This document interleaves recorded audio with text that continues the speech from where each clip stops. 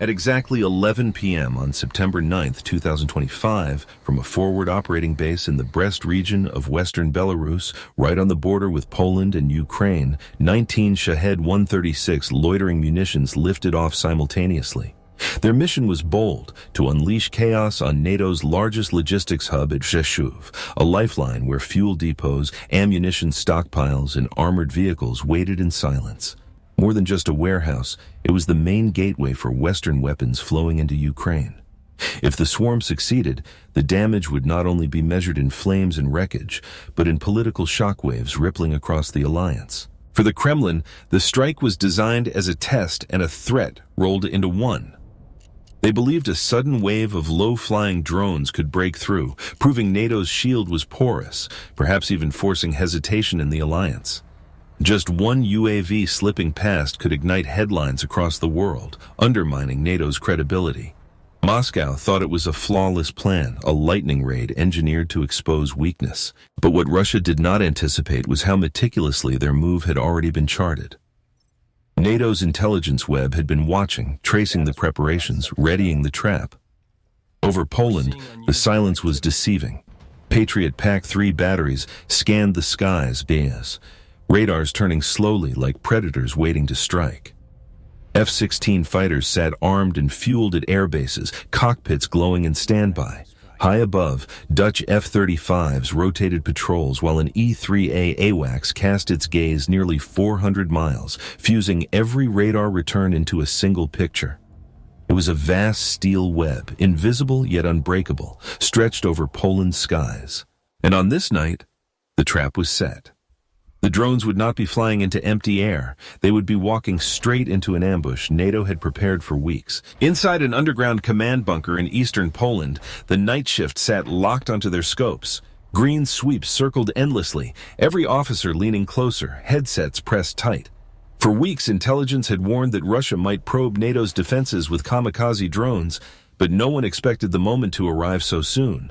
At 11:07 p.m., faint flickers appeared on radar screens from the east, less than 50 miles from Ukraine's border.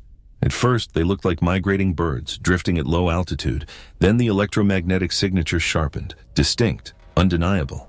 These were Shahed 136s, the same dreaded drones that Ukraine had endured for more than 2 years of war. The voice of the radar officer cut through the bunker, flat and precise. Unidentified targets bearing 270, speed 110 miles per hour, altitude under 300 feet. High probability, Shahed 136. Seconds later, more tracks emerged. Not a lone intruder, but a formation, a swarm stretched along the frontier. Their trajectory shifted, angling westward, straight into Polish airspace.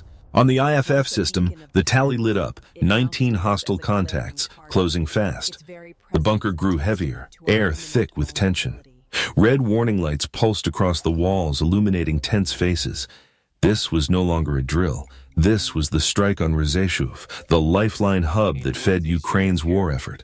At the same moment, Ukrainian skies were alive with chaos. Air raid sirens howled over Kiev, Kharkiv, and Odessa as Russia launched a broader wave of drones.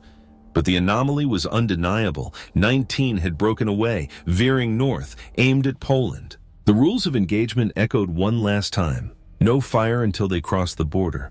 Every battery, every pilot was chained by that order. 1 second too early, NATO could be dragged into war. 1 second too late, Rzeszów might be burning. At 12:12 a.m., on September 10th, the silence shattered. The red alarm klaxon roared through Polish Air Force Command. Emergency, multiple unmanned aerial vehicles closing on the border.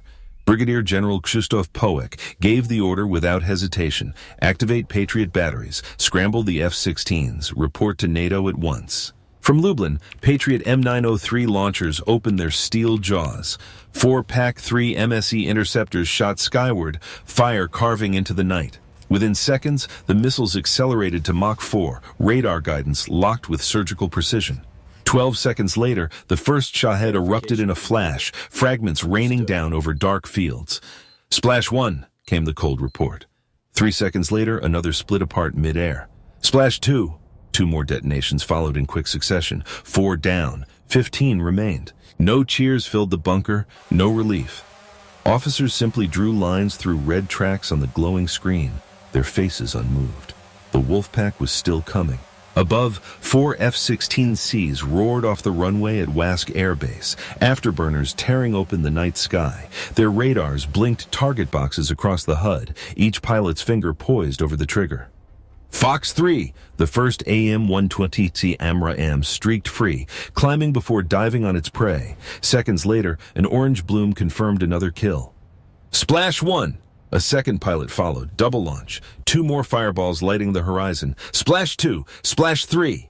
Then a Sidewinder struck hot exhaust at close range, splitting a drone in half. Splash 4.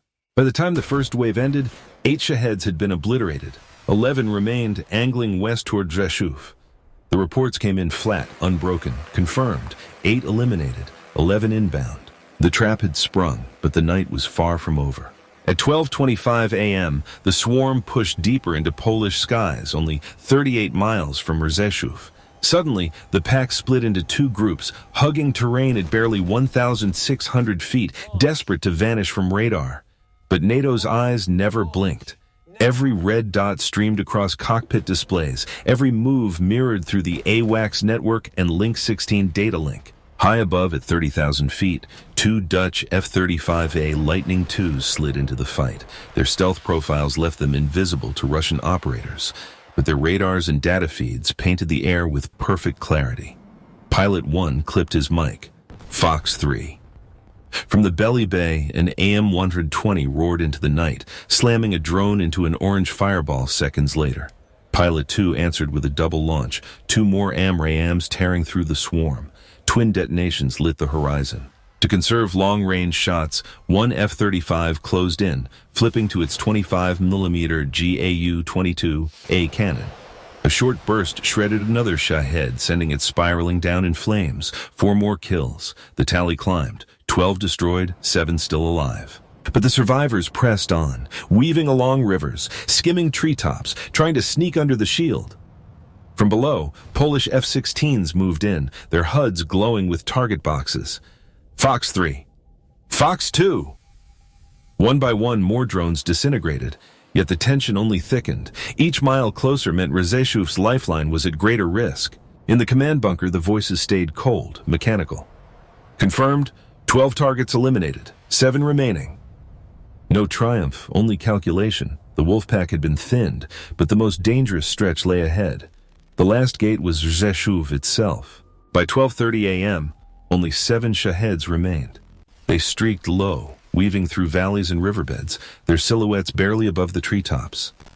Each mile carried them closer to Rzeszów, now just 20 miles away. The lifeline of NATO was within their reach. The command order cut through the tension like steel. All units, weapons free. Patriots launch second salvo. F-16s and F-35s coordinate. Wipe them out. From batteries near Rzeszów, 4 more PAC-3 interceptors screamed into the sky.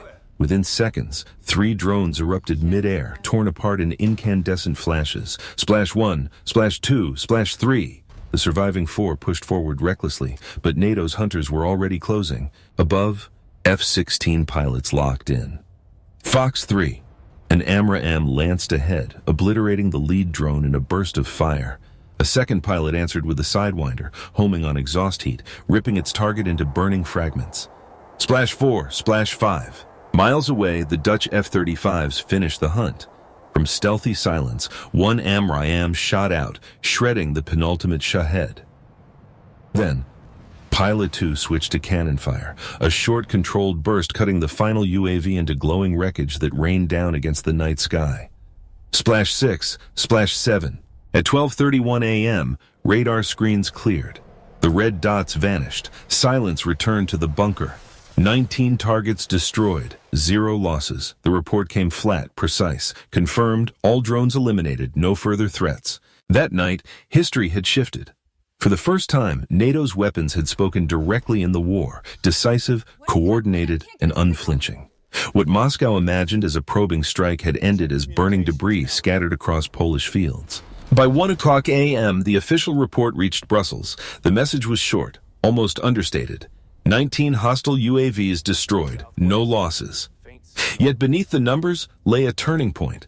For the first time since the war began, NATO had fired directly on Russian hardware inside alliance territory.